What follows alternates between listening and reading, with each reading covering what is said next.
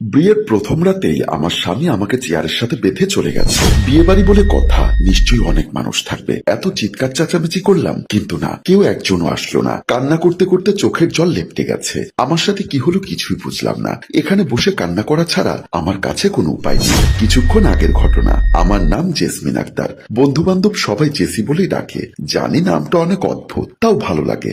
মা বাবা অনেক ভালোবেসে দিয়েছে। আমি ইন্টার সেকেন্ড ইয়ারে পড়ি। বর্তমানে বিয়ের সাজে বেলকনিতে দাঁড়িয়ে আকাশের দিকে তাকিয়ে আছি। আকাশের ধূসর রঙের মেঘের মতো আমার জীবনটাও যেন ধোঁয়াশা হয়ে আছে। আজ আমার বেস্ট ফ্রেন্ড জীবনের সাথে আমার বিয়ে। আর কিছুক্ষণ পরেই হয়তো জীবন বরযাত্রী নিয়ে চলে আসবে। আমার কাজিন নীলা এসে আমাকে নিয়ে যায় বাকি সাজগোজ করার জন্য, একটা আলাদা রুমে বসায়। কিন্তু অবাক করার বিষয়টা হলো, একটু আগে বাড়িতে সবার মধ্যে একটা আনন্দ ছিল, কোলাহল মুখর ছিল সবাই। সেটা এখন আর দেখা যাচ্ছে না। সবাই নীরব, একেবারে চুপচাপ। আমি এক গভীর ভাবনায় মগ্ন। কিছুতেই যেন আমি শুনতে পারছি না। কিছুক্ষণ পর দুজন লোক এসে আমাকে কবুল বলতে বলল। কবুল বলে দিলাম। তারা একটা পেপারে আমার কাছ থেকে সাইনও নিয়ে নিল। দুবার ভাবার মতো কোনো অবকাশ নেই, কারণ যার সাথে আমার বিয়ে হচ্ছে তাকে আমি খুব ভালো করেই চিনি। ছোটবেলা থেকে আমরা একই সাথে বড় হয়েছি। বিদায়ের সময় জীবন কিংবা তাদের পরিবারের কাউকেই আমি দেখতে পেলাম না। শুধু একজন মহিলা আমাকে সাথে নিয়ে রওনা দিল। আমিও চুপচাপ তার সাথে বের হয়ে গেলাম। বেশ কয়েক ঘন্টা জার্নির পর আমরা এসে পৌঁছালাম অনেক বড় একটা বাড়িতে। কিন্তু এটা তো জীবনের বাড়ি না।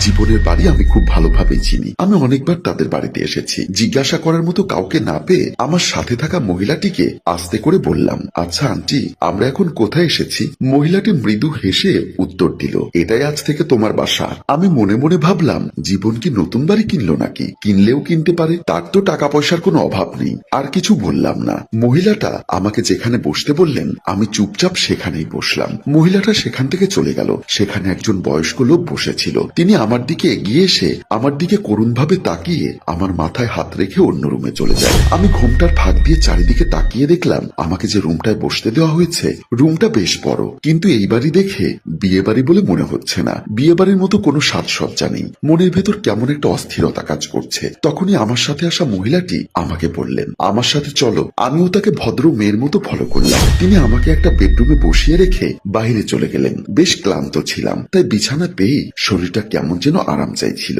আমিও গুটিসুটি মেরে শুয়ে পড়লাম। শোয়ার সাথে সাথেই রাজ্যের ঘুম আমার চোখে এসে ভর করলো। ঘুমিয়ে পড়লাম। কতক্ষণ ঘুমিয়েছি জানি না। হঠাৎ দরজা খোলার শব্দে আমার ঘুমটা ভেঙে গেল। আমি বুঝতে পারলাম এতক্ষণে আমার বর জীবন এসেছে। শো অবস্থায় দরজার দিকে না তাকিয়েই বললাম, এই এতক্ষণে তোর আসার সময় হলো আর নতুন বাড়ি নিলি, আমাকে বললি না কেন? যাই হোক, এখন দয়া করে আমার লাগেজটা এনে দিবি, আমি চেঞ্জ করব। তোর অপেক্ষায় থাকতে থাকতে আমার ঘুম চলে এসেছে। অপর প্রান্ত থেকে কোনো প্রকার সারা শব্দ না পেয়ে ঝাঁঝালো কণ্ঠে বললাম, কিরে জীবন, কথা বলছিস না কেন? ওপাশ থেকে একজন শক্ত কণ্ঠে বলে উঠল, আমি আগুন, এখন থেকে শুধু আমার জন্য অপেক্ষা করবে, আর কারো নাম যেন তোমার মুখে আমি না শুনি। অপরিচিত গলা শুনে ধূপ করে উঠে বসে ওদিকে তাকাই। একজন অপরিচিত লোক আমার সামনে দাঁড়িয়ে আছে। লোকটার দিকে তাকাতেই আমি চমকে উঠি, তৎক্ষণাৎ দাঁড়িয়ে যাই। লোকটা সুন্দর, গায়ের গঠনও ভালো। ফর্সা গায়ের রং দেখে মনে হচ্ছে কোনো শিল্পপতি। আমি দাঁড়িয়ে ভাবছি, এমন সুদর্শন পুরুষ আমি আগে দেখিনি। উনি নিজের কোটটা খুলে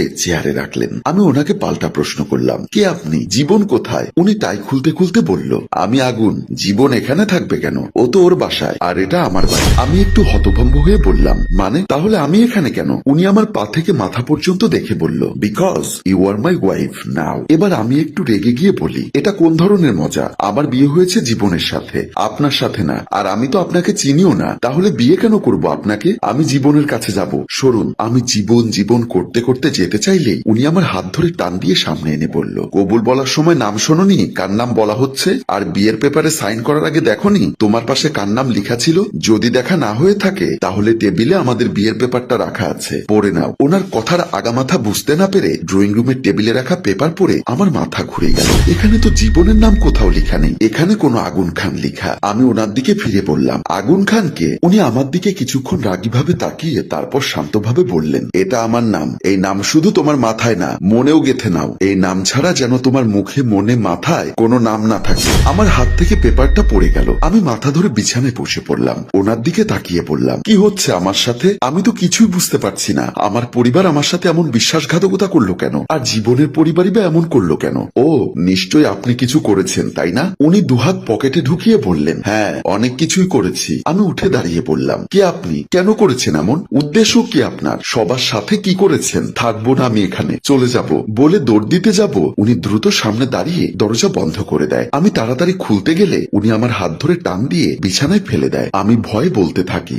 যেতে দিন আমাকে, কি করবেন আমার সাথে? খবরদার আমাকে ছোঁয়ার সাহস করবেন না বলে দিলাম। আগুন নিজেকে শান্ত করার চেষ্টা করে বলল, সাহস আমার অনেক আছে, কিন্তু আমি এমন কিছু করতে চাই না। তাই এসব বলে আমাকে হিরো থেকে ভিলেন হতে বাধ্য করো না। আমি ড্রেস এনে দিচ্ছি, চুপচাপ চেঞ্জ করে শুয়ে পড়ো। আমি রাগে বললাম, থাকবো না আমি এখানে, আর আপনি আমাকে এখানে আটকে রাখতে পারবেন না। আমি জোরে জোরে সাহায্যের জন্য চিল্লাচ্ছি। এবার সে আমার মুখ চেপে ধরে বলল, চিৎকার করতে করতে তোমার গলা ব্যথা হয়ে যাবে, তাও এখানে কেউ আসার সাহস করবে না। চুপচাপ বসে থাকো, আমাকে রাগিও না। এমনিতেই আজ আমাদের প্রথম রাত, এই রাতে এত চিৎকার করলে মানুষ কি বলবে? এবার আমি আগুনকে ধাক্কা দিই, কিন্তু কোনো লাভই হয় না। আমার ধাক্কাতে মনে হয় না উনি এক চুলো সরেছে। আমি ওনার বুকে ইচ্ছামতো কিল ঘুষি দিচ্ছি, কিন্তু কোনো লাভ হচ্ছে না। তাই জোরে বললাম, যেতে দিন আমাকে জীবনের কাছে। কথাটা শোনার সাথে সাথে উনি এক হাত দিয়ে আমার গাল চেপে ধরে ওনার একদম কাছে নিয়ে আসে। রাগে মুখ লাল হয়ে গেছে। যে চোখ দেখে যে কেউ প্রেমে পড়ে যাবে, সেই চোখ দেখে এখন আমার ভয় লাগছে। রাগে ওনার চেহারা কাঁপছে, চোখে হালকা পানি, যার কারণে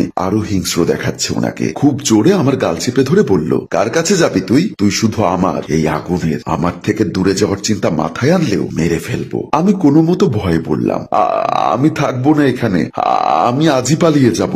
আগুন আমাকে ছেড়ে দিয়ে একটা চেয়ার এনে সেখানে আমাকে জোর করে বসিয়ে দিয়ে আমার হাত শক্ত করে বেঁধে দিয়ে বলল, এবার দেখি কোথায় পালাস। ভালো কথার মানুষ তুই না। আমি চিৎকার করতে করতে বললাম, ছাড়ুন আমাকে, ছাড়ুন, আমাকে বেশি দিন আটকে রাখতে পারবেন না। আমি ঠিক আপনার থেকে দূরে চলে যাব। আগুন থাপ্পড় মারতে নিয়েও হাত আটকে ফেলে। সে রাগে রুম থেকে বেরিয়ে যায়। আগুন রাগে নিচে যায়। নিচে যেতেই মিসেস রোদেলা খান আগুনের পথ আটকিয়ে বলে, কি করছিস মেয়েটার সাথে? এভাবে চিৎকার করছে কেন? মেরেছিস নাকি ওকে? জেসমিনের চিৎকারের আওয়াজ শুনছে। কিছুক্ষণ পর জেসমিনের চিৎকারের আওয়াজ ক্ষীণ হয়ে আসলো। তার কিছুক্ষণ পরে আগুন রুমে যায়, গিয়ে দেখে চেয়ারে বাঁধা অবস্থায় জেসমিন ঘুমিয়ে পড়েছে। আগুন হাঁটু গেড়ে তার পাশে বসে এবং ঘুমন্ত জেসমিনের উদ্দেশ্যে বলতে থাকে, এই আগুনের তৃষ্ণা তুমি, অনেক কষ্টে পেয়েছি তোমাকে, আর কোথাও যেতে দিব না। দর্শক, এবার আমরা দেখে আসি আসলে জেসমিন আগুনের কাছে কিভাবে আসলো এবং কে এই জীবন। জেসমিন তাদের ছাদে অপেক্ষা করছিল। জীবন এসে হাসি মুখে তার পাশে দাঁড়ায় এবং বলে, জান, একটা সুখবর আছে। জেসমিন অবাক চোখে তার দিকে তাকিয়ে বলল, কি সুখবর? আমি আমার বাবা মাকে রাজি করিয়েছি, তারা আমাদের বিয়েতে মত দিয়েছে। জেসমিন খুশিতে গদগদ হয়ে বলল, ওয়াও। জীবন পুনরায় বলল, তবে আমাদের একটি নাটক করতে হবে। জেসমিন অবাক হয়ে আবার জানতে চাইল, নাটক করতে হবে? আবার কি নাটক? আমি ঘটকের মাধ্যমে আমাদের বিয়েটা পাকাপোক্ত করিয়েছি। তুমি তো জানো আমি আমার বাবাকে ভীষণ ভয় পাই। আমি আমার বাবাকে আমাদের প্রেমের কথা বলার সাহস পাইনি, তাই ঘটকের মাধ্যমে আমাদের বিয়েটাতে রাজি করিয়েছি, এবং সেজন্যই বিয়ের সময় তোমার সাথে আমার দেখা হবে না। আমি আমার মতো মসজিদে কবুল বলবো, তুমি তোমার মতো তোমাদের বাড়িতে কবুল বলে দিও। আমাদের দেখা হবে বাসর ঘরে। কিন্তু জীবন যে তার সাথে এত বড় একটা গেম খেলবে সে কল্পনাও করতে পারেনি। এখন বুঝতে পেরেছে জীবন অর্থের লোভে তাকে আগুনের কাছে বিক্রি করে দিয়েছে।